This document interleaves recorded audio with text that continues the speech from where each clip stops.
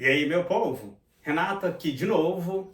E dessa vez eu vim aqui para aproveitar um hype que está chegando aí, que é esse novo filme dos Vingadores. E eu gostaria de falar do personagem principal desse filme, que no caso vai ser o vilão.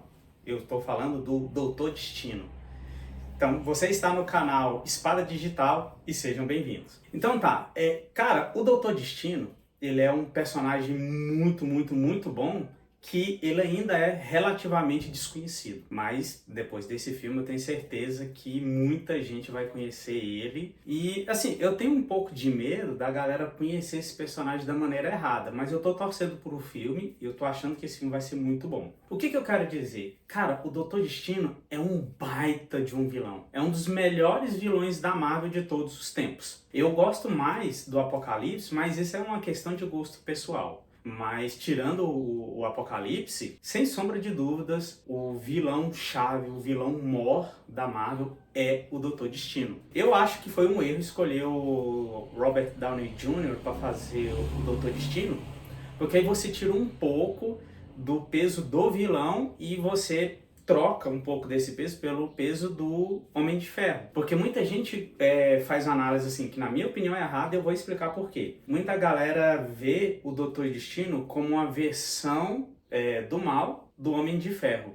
E eu não, eu já vejo o Doutor Destino como uma versão maléfica do Batman. Cara, se você analisar bem, o Doutor Destino é exatamente o Batman, só que do mal. E você pode ver ali vários paralelos. O paralelo número 1, o Doutor Destino não tem superpoderes. Você vê o tanto que a galera desconhece esse personagem. Muita gente acha que não, que ele é poderoso, que ele pode fazer isso.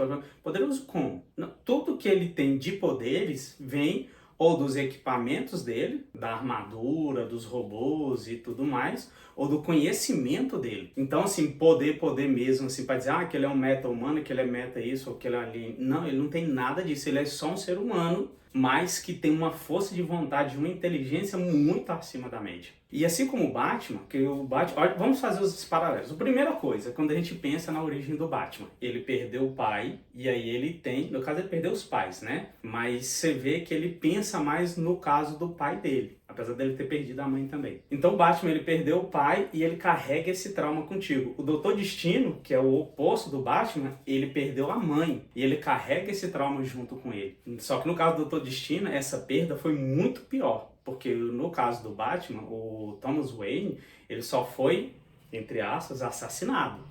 Enquanto que a mãe do Dr. Doom, que é o Doutor Destino, o Victor Von Doom, ela teve a alma dela, ela morreu, obviamente, e aí a alma dela foi levada por Mephisto para o inferno. Olha só, e foi daí que começou o treinamento dele, assim como o do Batman. O Bruce Wayne começou a treinar para se tornar o Batman, para poder meio que vingar a morte do pai dele. O Victor Von Doom começou a treinar magia, né, e estudar tecnologia para encontrar uma forma de conseguir resgatar a alma da mãe. Olha só que foda, e pouquíssima gente sabe disso, dessa origem desse personagem. E do mesmo jeito que o Batman ele tem o seu território, que é Gotham City, o Victor Von Doom, o Doutor Destino, ele tem a Latvéria. O Batman ele nunca dominou o Gotham City porque ele não é vilão, ele é um super-herói. Ele se contenta em descer o cacete nos bandidos. Enquanto que todo vilão, ele quer dominar, ele quer poder.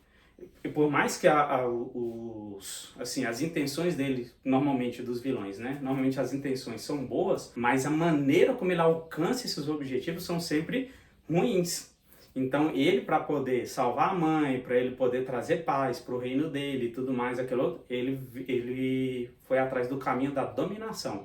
E ele, inclusive, conseguiu dominar a Latvéria e se tornou o monarca supremo da Latvéria. Ele virou um ditador. Então tem histórias que até mostram que o povo da Latvéria, curte ele.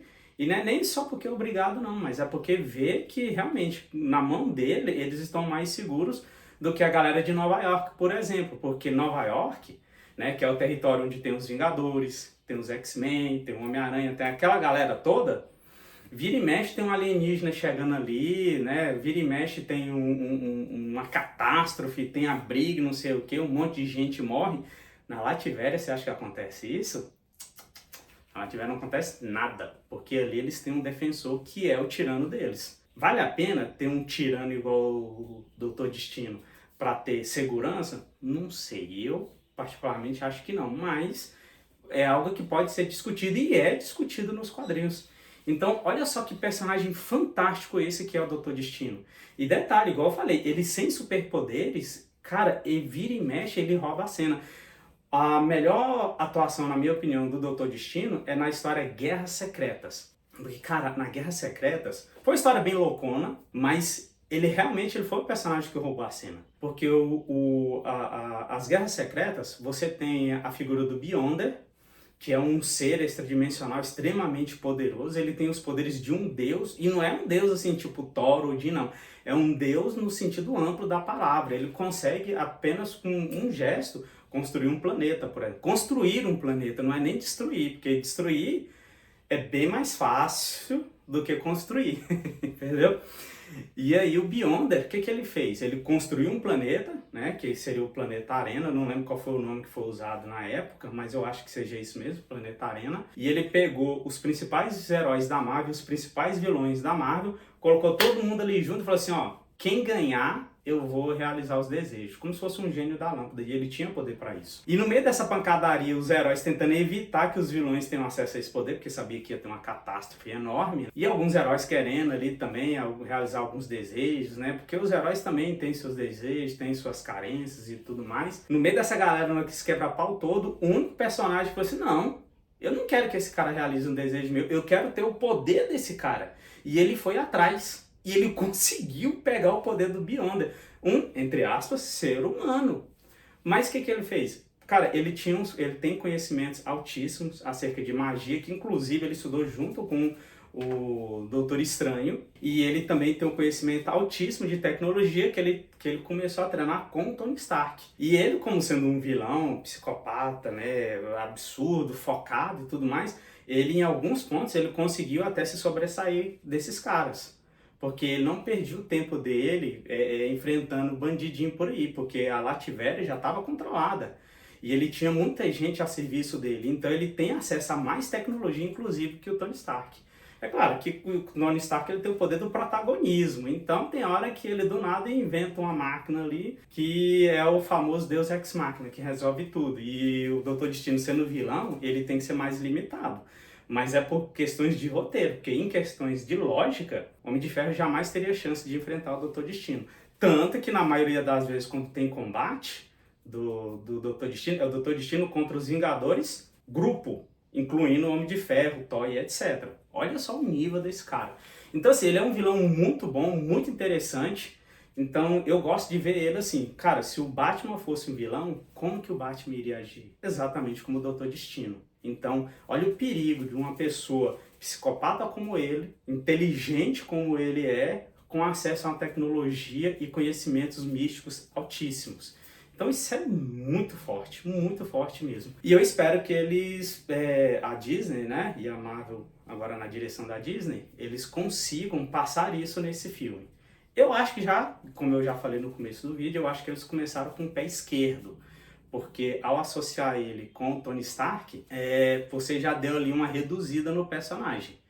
Mas vamos ver. Eu tô torcendo para esse filme, eu acho que esse filme vai ser bom. E se você gostou dessa minha análise, coloque aí nos comentários. Renato, eu concordo contigo, eu discordo. Né? A área dos comentários está livre aí para vocês poderem discutir os assuntos. Beleza? Ah, só lembrando, né? Quem me der essa ideia que... Como que eu não pensei, né? Foi o Washington de novo. Mas no próximo vídeo eu vou dar a ideia do meu amigo Alici, tá bom? E se vocês aí também quiserem dar ideias para pautas aqui para eu falar aqui no vídeo aqui, fiquem à vontade, tá bom? Então por hoje é isso. Muito obrigado e até o próximo vídeo.